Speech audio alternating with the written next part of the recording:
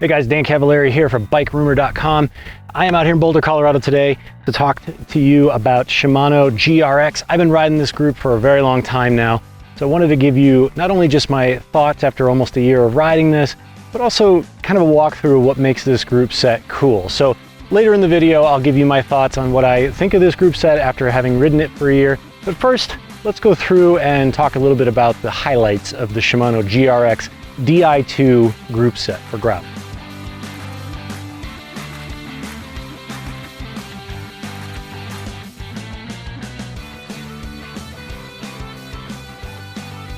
For starters, this is a very versatile group set. You can use it for cyclocross, you could use it for road, you can use it for gravel.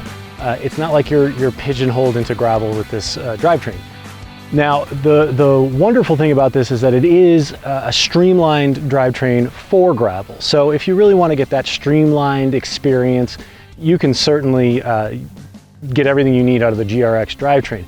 That's not to say you need a gravel-specific drivetrain for gravel, but Shimano has done a really nice job of adding features that make sense for the gravel rider. For instance, the brake hoods in particular are really nifty. So, you know, the great thing about this group set is it's clearly made by gravel riders. So the way your hands fit right on the top here, it just locks in. So when you're on really rough terrain, man, this is a great platform for your hands. The hoods are also textured, so there's plenty to grip onto here. That's a really neat small detail that I think really makes this worthwhile. There's buttons, of course, in the hood position here up top. You can control your computer, you can control the shifting. If you're the kind of person who does a dropper post on gravel, you could probably control it through this, just using Shimano's eTubes app. The brake levers themselves also have a different shape than any of the road groups that you might have ridden. A little bit flatter on the front. They kind of cheat inward toward the bar, so you don't have to reach as far to squeeze them. There's plenty of platform for you to get a good grip on these brake levers for hard braking when the terrain gets really squirrely. And they're wider too, so you can get your hands on them quickly, get a good grip on them without having to do a lot of searching around. So overall, I would say the hoods here is just one of the highlights of this group set. And that, of course, is combined with Di2 shifting, which is just spot on, beautiful, smooth shifts, very quick. The one thing I don't love about the hoods is that you have your typical Di2 setup with two paddles on each lever. Now, first of all, I'm not running a front derailleur, so I have two extra buttons over here that aren't doing anything. It's nice, I can customize them to do whatever I want. So if I wanted to shift sort of like an E-tap setup where you have one shift in one direction on one side, one shift on the other, I could set that up. Or if I want to control my computer with one side. It's nice to have the extra buttons. I don't particularly need it in this case. The other thing about the buttons is that I think Shimano gets a little bit bested in this particular situation by SRAM because SRAM only has one paddle per side. When you're really gripping the handlebars hard after a long day of getting jounced around on gravel, it's nice to have just, you know, one target to hit rather than two, which is a little bit more fine-tuned in terms of you having to, you know, find the right button. It's a minor thing. I think it's probably going to bother you at the long end of a longer ride, especially if you're wearing gloves and your hands are really tired. Otherwise, not that big of a deal.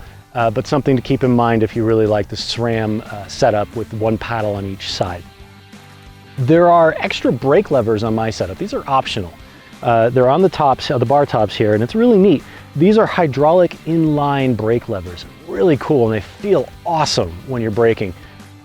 The problem is, I haven't found a situation where I really need these. That's not to say you won't, but in my particular riding style and the places where I ride, like here in Boulder, Colorado, I haven't found a whole lot of need for the brake levers on the bar tops. And in fact, they just kind of get in the way. It kicks my computer mount up a little bit, makes it harder to mount a handlebar bag, which I ride with all the time. So I would love to take these off at this point, but it's sort of a big to-do because they are in line with the main brake levers. So it's not just simply a matter of popping them off. That said, if you do like these bar top brake levers in that position for braking, these are awesome. They feel great. I mean, they're just, the braking power is positive. Really lovely levers if that's your thing. Not so much for me. The gearing is spot on. I think Shimano has done its homework here. Now for gravel riding, I've got a 40 tooth up front right now and a 1042 cassette in the rear. This is just about perfect for everything I want to do around here except for riding on pavement. In that case, I do end up getting spun out a little bit, but that's okay. Most of the riding I'm going to do around here is on dirt anyway. So gearing, perfect. The shifting has been perfectly smooth, wonderful, which is exactly what you would expect from Di2. The biggest drawback to the GRX drivetrain is the same drawback that you get from every Di2 system, which is that you gotta fish wires everywhere. Now, when I was building this up, I had to make several orders because I kept forgetting to get the right parts, and then I would start building again and find out that I needed something else. It just became this thing, and then you're fishing wires through the frame. I would really love to see Shimano streamline their wire situation here. I mean, you know, obviously wires is a Shimano thing because it offers quick shifts, it's reliable, all of the wonderful benefits you get. But there's so many different components to the Di2 wiring system. I would love to see this simplified, streamlined, so that it's not such a pain to get it set up, and you don't have so many wires just kind of dangling once everything is finally set up. So that's kind of the general rundown of the basic components of the GRX drivetrain. I've been riding it for a year. The question I get most often is, do you need it for gravel riding? The answer is, of course, no. You don't need a gravel-specific drivetrain for gravel riding. But what you get from this is a streamlined experience. So, for example, the GRX rear derailleur has a clutch system, which is something you find mostly on mountain bikes. And that's basically to keep tension on the chain when you're going over really rough, bouncy terrain. It's a neat little detail that you get in this drivetrain you wouldn't get in a typical road drivetrain.